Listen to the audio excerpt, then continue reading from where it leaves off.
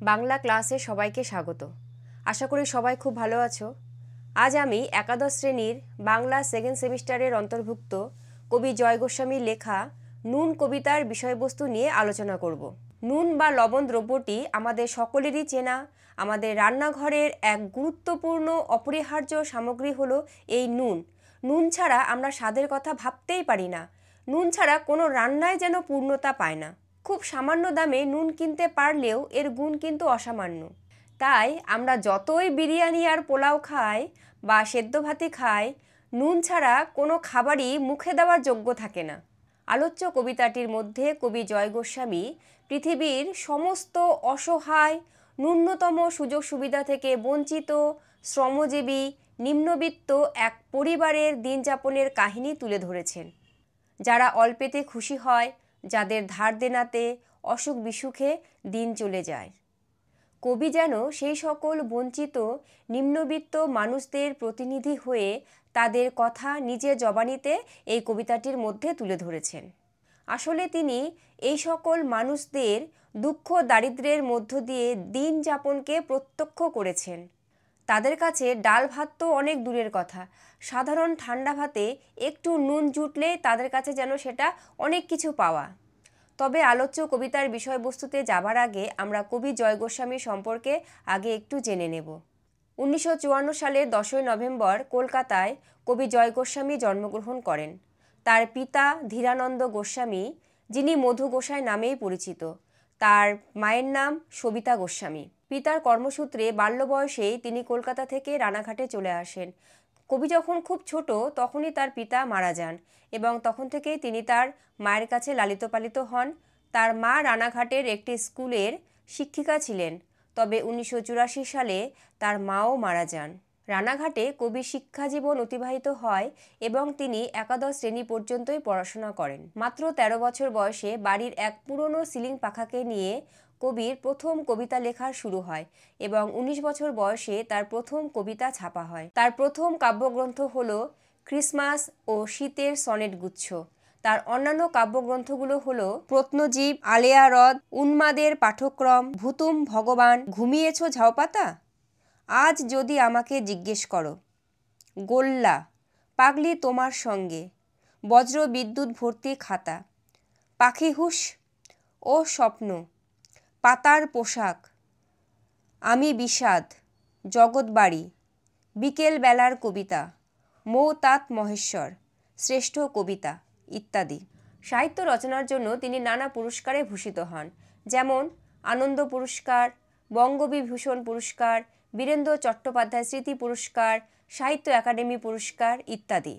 আজকের আলোচ্য নুন কবিতাটি কবি জয় গোস্বামীর ভুতুম ভগবান কাব্যগ্রন্থ থেকে নেওয়া হয়েছে।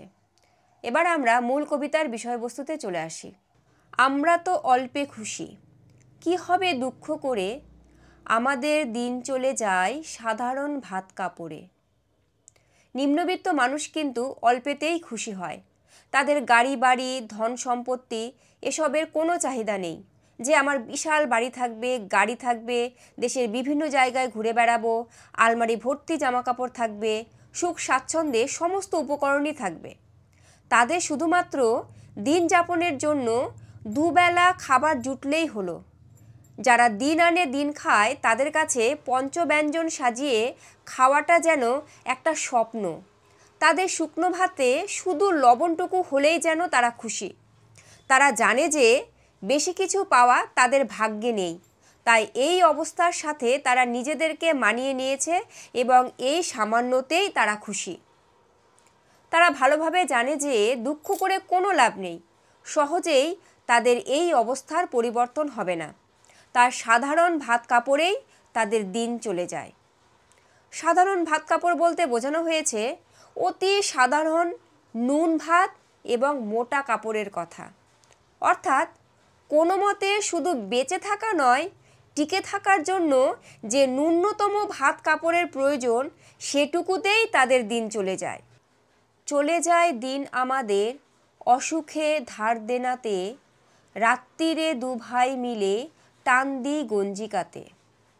অসুখ বিসুখ সব সংসারে কম বেশি লেগে থাকে, কিন্তু যারা দিন আনে দিন খায় তাদের ক্ষেত্রে অসুখ বিসুখ হলে তাদের ধার করা ছাড়া আর উপায় থাকে না, কারণ যেখানে তাদের নিজেদের খাবারই জোটে না সেখানে চিকিৎসার পয়সা তারা জোগাড় করবে কিভাবে? কাজে ধার করা ছাড়া তাদের আর অন্য কোনো উপায় থাকে না। সেজন্যই তাদের দিন চলে যায় সাধারণ ভাত কাপড়ে এবং অসুখে ধার দেনাতে। রাত্রিরে দু ভাই মিলে টান দিই গঞ্জিকাতে। গঞ্জিকা অর্থাৎ গাঁজা। নিম্নবিত্ত মানুষের জীবন যখন ধার দেনাতে অসুখ বিসুখে দুর্বিষহ হয়ে ওঠে তখন তারা সাময়িকভাবে দুঃখ ভোলার জন্য গাঁজা সেবন করে। তারা নেশার ঘোরে দুঃখকে ভুলে থাকার জন্য আপ্রাণ চেষ্টা করে। পারস্পরিক সম্পর্কগুলো যেন তারা ভুলে যায় এবং বাপ বেটা দু ভাই মিলে গাঁজা সেবনে মত্ত হয়। কবিতায় দু ভাইয়ের প্রসঙ্গের মধ্য দিয়ে কবি যেন সমাজের সকল নিম্নবিত্ত মানুষদের বুঝিয়েছেন। তাই সমস্যা জর্জরিত জীবনে দু ভাই মিলে রাত্রে গঞ্জিকা সেবন করে এই অসহনীয় বাস্তবতা থেকে সাময়িক মুক্তির পথ খোঁজে। যদিও নেশা করা কখনো কোনো সমস্যা সমাধানের উপায় হতে পারে না। সব দিন হয় না বাজার, হলে হয় মাত্রা ছাড়া। বাড়িতে ফেরার পথে কিনে আনি গোলাপ চারা। দিন আনি দিন খায় মানুষ যারা সমাজের ধারক ও বাহক, তাদের জীবনে অভাব নিত্যসঙ্গী। বেশিরভাগ দিনই অভুক্ত অবস্থায় তাদের দিন কাটে। অসুখে ধার দেনাতে তারা এমনভাবে জড়িয়ে পড়ে যে প্রতিদিন বাজার করা তাদের পক্ষে সম্ভব হয়ে ওঠে না। কিন্তু যেদিন তাদের হাতে কিছু পয়সা হয় সেদিন তারা তাদের শখগুলোকে দমিয়ে রাখতে পারে না, ফলে মাত্রা ছাড়া বাজার করে ফেলে। এই মাত্রা ছাড়া বাজার করতে গিয়ে তাদের মনের মধ্যে যে শৌখিন বিলাসী একটা অনুভূতি রয়েছে তার বশবর্তী হয়ে কিনে আনে গোলাপ চারা। গোলাপ ফুলের প্রসঙ্গ এখানে আনা হয়েছে কারণ গোলাপ হলো সৌন্দর্যের প্রতীক। শ্রমজীবী মানুষরা সারাদিন হাড়ভাঙ্গা খাটুনির পরেও তাদের মন থেকে যে সৌন্দর্যের প্রতি ভালোবাসা মুছে যায়নি তারই প্রতীক হিসেবে গোলাপ চারার প্রসঙ্গ আনা হয়েছে। কিন্তু পুতব কোথায়? ফুল কি হবেই তাতে? সে অনেক পরের কথা। টান দিই গঞ্জিকাতে। গোলাপ চারা কিনে আনলেও সমস্যা কিন্তু থেকেই যায়। তাদের কোনো মতে মাথা গোঁজা জায়গা থাকলেও গোলাপ চারা লাগানোর জায়গা কোথায় পাবে?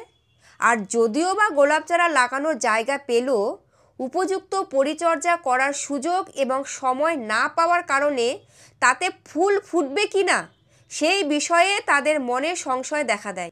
আসলে কবি এখানে গাছের ফুল ফোটার সংশয়ের মধ্য দিয়ে শ্রমজীবী মানুষদের জীবনের দুঃখ দুর্দশার অন্ধকার দূর হবে কিনা সেই বিষয়ে সংশয় প্রকাশ করেছেন।